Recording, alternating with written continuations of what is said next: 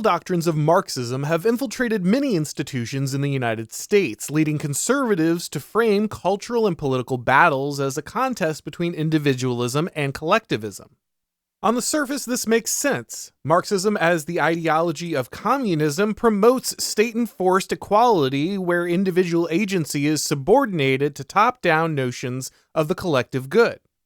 But many past conservative thinkers have recognized this as a false binary. They understood that individualism, if left unchecked, can foster conditions that pave the way for tyranny. Lower-order organic identities such as family, faith, and community have repeatedly proven to be the only effective forces against the imposition of top-down despotism.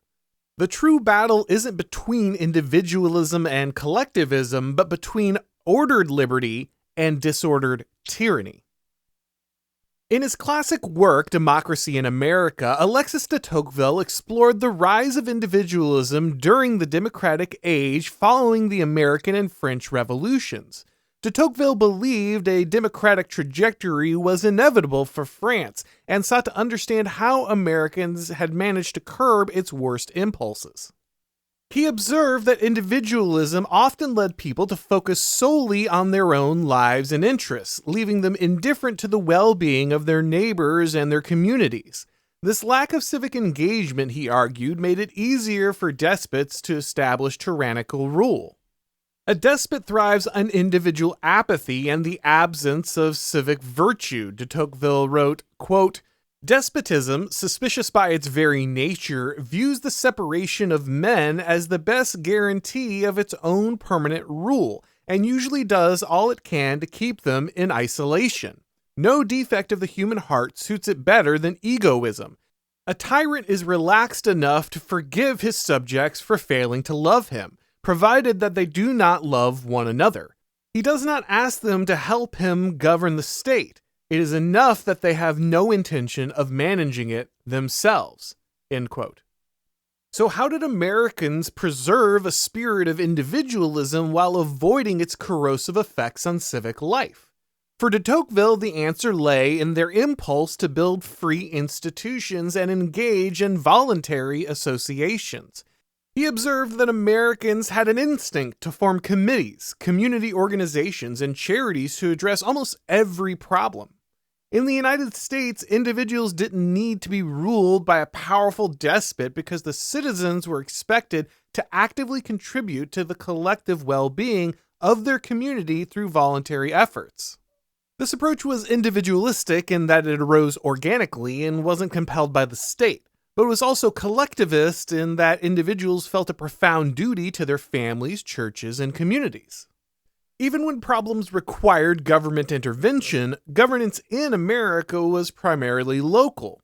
The national government remained small, and local matters were handled by elected officials who were familiar with the specific character and needs of the community. According to de Tocqueville, quote, "American legislators did not believe that a general representation of the whole nation would be enough to cure a disease so natural to the frame of democratic societies and so fatal.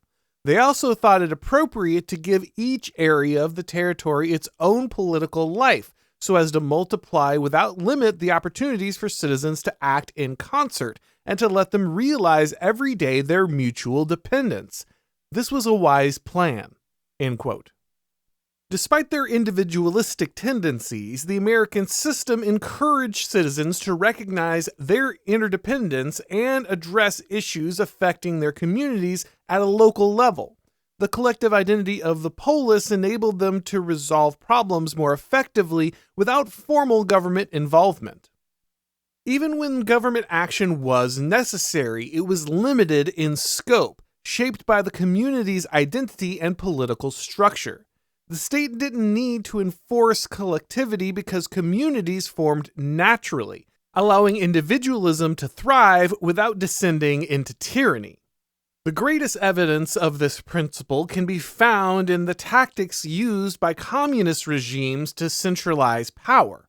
Marxists routinely advocate for the destruction of the family, church, and even ethnic identity because these lower order bonds obstruct the centralization of authority. As de Tocqueville observed, the isolated individual is more vulnerable to despotism. Totalitarian regimes seek to ensure that all relationships are mediated between the individual and the state, leaving each person dependent on the central authority for assistance and conflict resolution. By contrast, people bound by organic ties of faith, family, and community are far more likely to resist the arbitrary dictates of a despot. When Western governments attempted to create biomedical security states in the wake of COVID-19, it was almost exclusively communities of faith that had the courage to resist.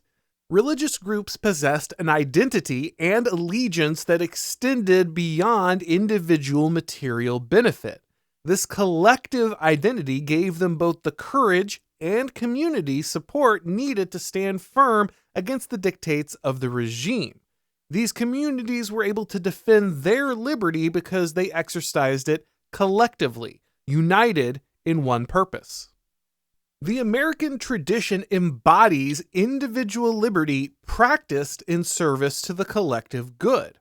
It is a liberty ordered toward a higher purpose, pursued through the establishment of free institutions and voluntary associations.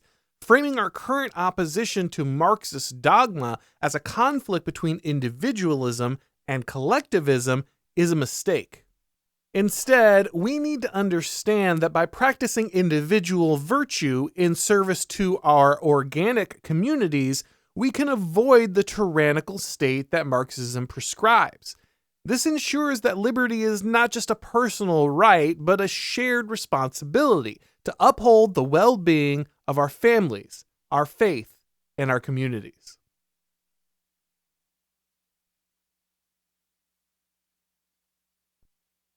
Hey everybody, thanks for watching. If you enjoyed this video, go ahead and click like, and if you haven't subscribed to the channel yet, now is a great time to do so. If you'd like to get these broadcasts as podcasts, then you need to go to wherever you get your podcasts and subscribe to the Auron MacIntyre Show. And when you do, leave a rating or a review. It really helps with the algorithm magic.